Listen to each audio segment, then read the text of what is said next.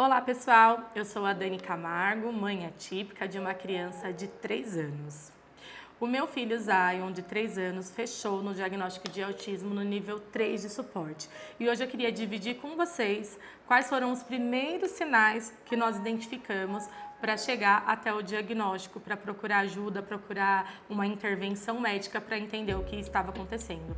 Então, se você é mãe, se você é pai, se você convive com alguma criança, se atente a esses sinais. E fique nesse vídeo que eu vou dividir agora com vocês essas informações pelo olhar de uma mãe. Então, um dos primeiros sinais que nós começamos a perceber no Zion foi que por volta de 1 ano e meio, mais ou menos, ele começou a ter alguns comportamentos de se isolar. Então, às vezes ele estava aqui com a gente, na sala, na minha casa, ele ia para um cantinho do sofá, pegava algum brinquedo e começava a fazer movimentos estereotipados. Então, para quem não sabe, o que são movimentos estereotipados? Por exemplo, quando uma criança pega um objeto, um brinquedo, e ele não tem uma função, e ele simplesmente faz movimentos repetitivos.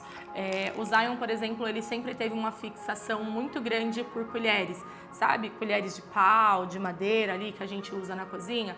Tanto que alguns amigos até brincam que quando chega aniversário tem que dar colher de pau para ele, que ele fica mais feliz do que ganhar um brinquedo, por exemplo.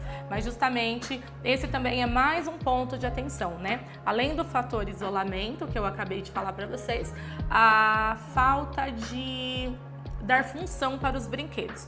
Então, um brinquedo para ele não sabia o que era a função desse brinquedo, por exemplo, que aqui ele vinha algumas bolinhas para colocar, então ele nunca brincou de uma forma funcional.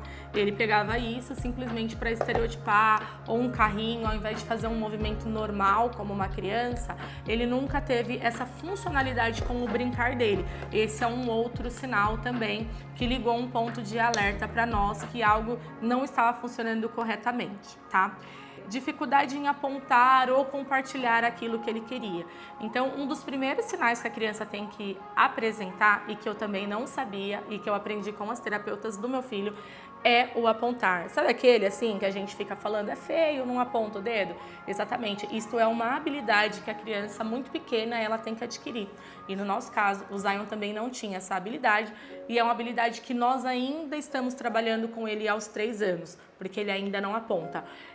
Então, sempre que ele queria alguma coisa, ele quer pegar um objeto em cima da rack ou em cima da mesa, ele sempre tentava fazer aquilo sozinho, então ele caía, ele voltava, ele não solicitava uma ajuda, né? Então, mamãe, vem me ajudar, papai, vem me ajudar. Ele tentava fazer aquilo sozinho, então ele caía várias vezes, ou ele perdia o interesse, mas ele não buscava aquela interação social que a gente precisa como ser humano, né? E aí a gente começou a perceber esse tipo de comportamento que já envolve a socialização e uma falta de interação. E ele também começou a apresentar isso na escola.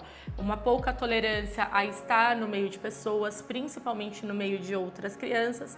Então isso também foi um dos pontos de alerta, né? A falta de interesse, a falta de socialização e essa falta do apontar nele. A pouca interação social, os movimentos repetitivos, né? Então, às vezes, enquanto criança, a gente acha bonitinho, né? Fazer movimentos assim, ou para frente, ou as próprias estereotipias. Então, tudo que você vê a criança fazendo, você tem que procurar dar uma função. Por exemplo, o Zion, a estereotipia dele é de realmente balançar as coisas. Mas o que a gente começou a fazer? Tentar dar função para isso, porque até quando ele estava sem objetos nas mãos, quando ele está muito desregulado, ele começa a fazer esse movimento. E a gente tem que começar a dar uma função para isso, de que isso é um movimento de despedida, que é um tchau. Então, é no dia a dia que você vai ensinando e trazendo essas habilidades para a criança, porque ela não adquiriu isso. Fixação em objetos ou partes específicas. Então, como eu falei para vocês, ele sempre gostou muito de colheres de pau, né? Colheres de madeira ali. Então, era muito difícil, por exemplo, você fazer uma troca com ele com um brinquedo ou outra coisa, porque ele simplesmente queria aquele objeto para estereotipar. Então, quando ele via aquilo, ele queria muito, então ele não largava e ficava ali por muito tempo. E até a gente começar as terapias, a gente não sabia como intervir com isso. Por isso que é importante sempre você buscar ajuda profissional para que você possa fazer essas intervenções. Resistência à mudança na rotina. Então o Zion, ele nunca teve uma crise, por exemplo, né? Como muitos autistas, eles têm crise quando eles saem da rotina, quando algo sai de uma forma que eles não esperam. Mas o Zion, ele começava a mudar os comportamentos dele. Então, se a gente mudava uma rotina, não temos o costume de sair à noite com ele, porque ele tem uma rotina de dormir, de tranquilidade dentro de casa. Num dia que a gente saía, por exemplo, para um jantar fora, em família, ou para alguma programação que nós tínhamos com amigos, ou com a igreja, ou com tudo que a gente vive no nosso contexto social, a gente percebia que isso dava alguns gatilhos de mudança nele. Então, saía um dia, ele passava, muito tempo assim, sem dormir, com mais resistência. Então, muitas vezes as pessoas acham que tudo no autismo desencadeia uma crise. Eu não posso mudar a rotina porque desencadeia a crise, porque ele é intolerante. Não é só isso. Isso vai acarretar em outras consequências também, como é aqui na nossa casa. Se a gente muda muitas vezes algumas coisas da rotina dele, ele não tem uma crise no momento que a gente está fazendo a atividade, ou que a gente saiu, ou que a gente mudou a rotina de fato. Mas isso se reflete nos próximos dias no comportamento dele, porque daí o remédio começa a não dar conta dessa agitação, dessa mudança, porque isso reflete muito nele. Outro ponto muito importante que a gente também percebeu foram reações incomuns ou reações diferentes a estímulos sensoriais. Por exemplo, a nossa igreja tem muitas luzes, né? Então, muitas luzes coloridas, e a gente sempre percebeu que aquilo não é um incômodo para ele, mas aquilo é um estímulo diferente para ele. Então, ele fica fascinado, ele é capaz de ficar ali por horas olhando aquelas luzes, que você vê que às vezes é um comportamento, por mais que as crianças se interessem por esses estímulos, a gente percebia que tinha algo diferente. A falta de contato visual entre outras pessoas também foi algo que ligou um alerta para nós. Então, nós falávamos com ele, ele não tinha muito contato visual, ele não se fixava muito olhando para outras pessoas, para outras coisas, a não ser quando os estímulos eram as telas, né? Então, se tivesse uma televisão ligada, se tivesse alguma questão de telas, para ele já era diferente, mas aquilo absorvia totalmente a atenção dele de uma forma, por exemplo, que se você falasse com ele, tivesse um barulho, caísse alguma coisa, ele não desviava a atenção, porque ele estava ali muito focado naquela atividade que ele estava fazendo. Uma outra coisa que a gente também percebia desde pequenininho, o Zion nunca atendeu pelo nome. Então, era uma coisa que eu não entendia por ser mãe de primeira viagem. Às vezes eu me perguntava, quando será, com que idade que ele vai começar a entender que Zion é o nome dele? Porque no comum a gente vê outras crianças, né? Fulano, a criança procura, ela atende, ela sabe que é com ela. E o Zion já tinha ali 1 ano e 9 meses, 1 ano e 10 meses, já ia para 2 anos. E ele não tinha, na minha cabeça, uma compreensão. E eu achava que ele não sabia que o nome dele era Zion, né? Então, assim, se eu chamasse ele filho, Zion, qualquer coisa, ele não atendia. Então, assim, é realmente porque ele não tinha essa... Acho que é um aspecto da comunicação mesmo, né? Pode-se dizer. E o maior desafio, que é o que eu mais percebi, que a gente sempre percebeu e que é o que a gente mais luta hoje com as intervenções dele, é o aspecto da fala, porque o Zion hoje fechou no nível 3 de suporte e ele é, até o momento, um autista não verbal. Então, ele não fala, ele não tem a fala, né? Ele não tem desenvolvida essa habilidade de comunicação.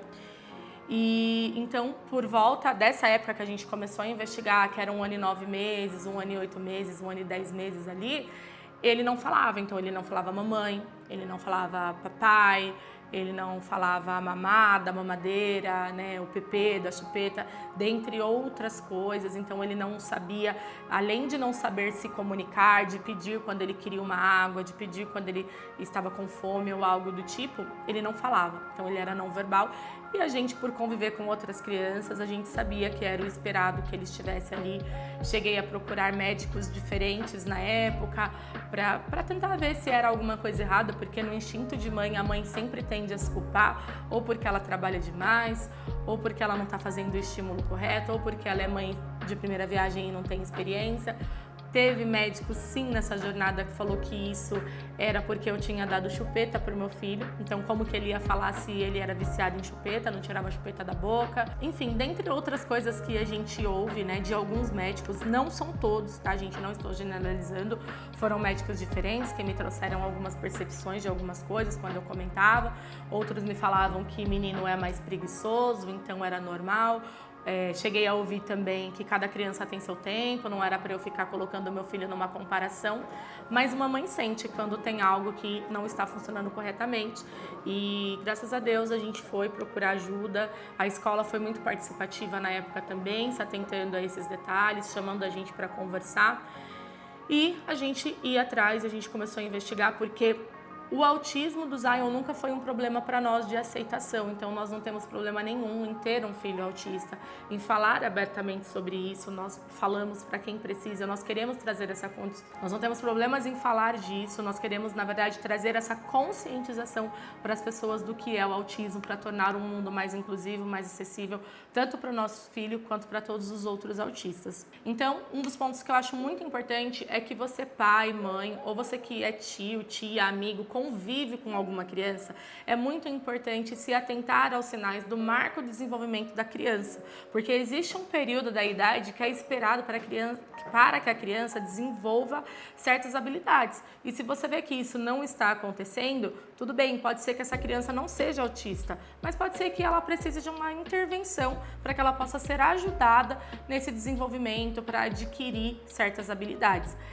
Então fica aqui o meu conselho para você, se você tem identificado alguma coisa, procure ajuda, procure médicos especializados, procure terapeutas, pessoas que vão te ajudar e trazer informações para você.